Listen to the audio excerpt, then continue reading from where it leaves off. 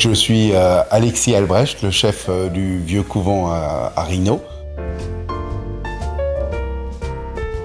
Notre établissement est étoilé au Michelin depuis 40 ans. Une étoile verte donc, qui représente la gastronomie durable depuis 2021. C'est mon père qui a commencé à faire de la cuisine au vieux couvent. Avant ça, c'était un bistrot avec une ferme. Et donc ma grand-mère tenait la partie bistrot et mon grand-père s'occupait de la partie agricole. Le commencement des herbes, des fleurs, de la nature et du jardin. Enfin, le jardin, ça depuis toujours. Ça fait vraiment partie de notre ADN parce que justement, c'était une ferme. Mais il y a environ quasiment 30 ans maintenant, mon père a fait un stage avec Daniel Zenner. Daniel Zenner, c'est notre maître en matière de plantes sauvages. Alors ce stage, il l'a fait avec d'autres chefs. Mais mon père a très vite accroché parce qu'il s'est rendu compte que ces plantes, il les connaissait pour une partie, pour leur vertu thérapeutique, pour donner à manger aux animaux, pour se soigner et même pour consommer. Et surtout, il savait où les trouver dans son propre biotope. Et ça, c'était important parce que ça a permis de rentrer chez lui à la fin du stage et de les retrouver tout de suite. Avant Daniel, on utilisait une plante sauvage, c'était la spirulodorante, comme beaucoup en Alsace.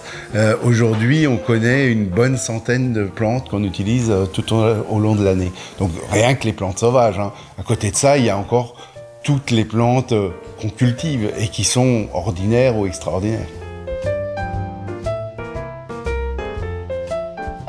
Alors, un de mes plats que j'affectionne particulièrement, alors déjà en général, c'est les plats à base de poisson d'eau douce. J'aime beaucoup ça, ou à base de gibier aussi, mais là on va parler du poisson d'eau douce et de l'anguille tout particulièrement. Donc la fine rouelle d'anguille au melfort. Dans le temps, ma grand-mère faisait des surréaules. C'était des anguilles justement au melfort, elle les faisait rôtir, elle rajoutait un petit peu de melfort, un peu d'eau, une branche de persil, un petit oignon et elle laissait mariner ça pendant quelques jours. Aujourd'hui, on va dire gastronomiser ce plat. Je lève des filets d'anguilles que je roule, que je cuis et que je refroidis et que je tranche tout finement. Donc ça fait quelque chose de très très graphique.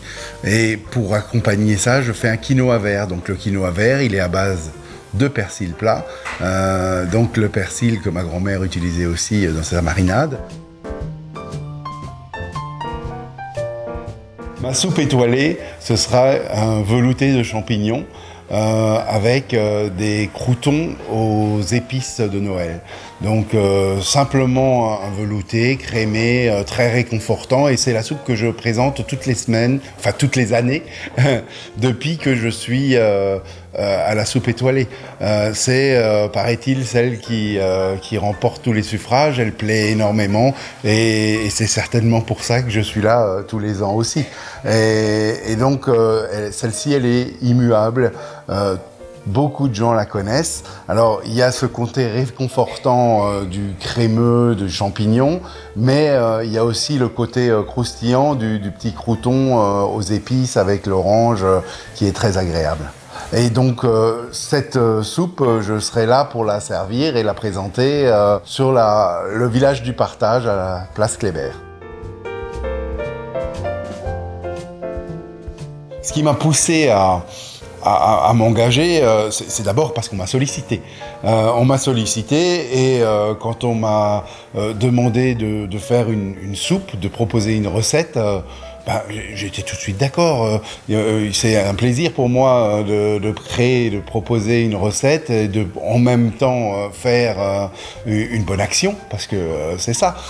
C'est faire une bonne action tout en exerçant mon métier. Il y a quoi de plus beau ?